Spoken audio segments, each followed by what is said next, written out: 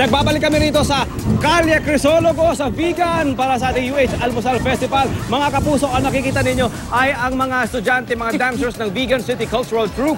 At ito pa, ikinagagalak kong makasamang muli ang aming idol dito, ang rockstar ng Ilocos, ang National Folk Artist for Pottery ng Ruby's Pottery, si Sir Fidelgo. Good morning, sir. Good morning po. Opo. Sir, ito pong ating tradisyon ng paggawa ng mga banga, ng mga yung tipong pottery making. Eh, gaano na po katagal?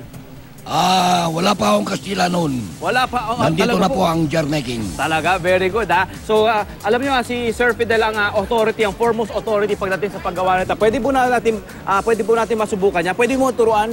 Pwede. Sige po. Sige, paano po ba yan? Iniikot lang po. Sige po. O, tatabi ko lang to sinanglaw natin ha. Okay.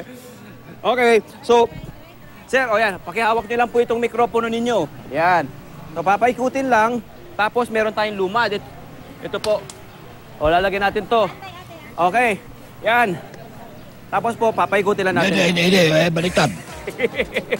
Ayan. Yan. Tapos, may patubig. Opo. Masakit ho sa legs, ha?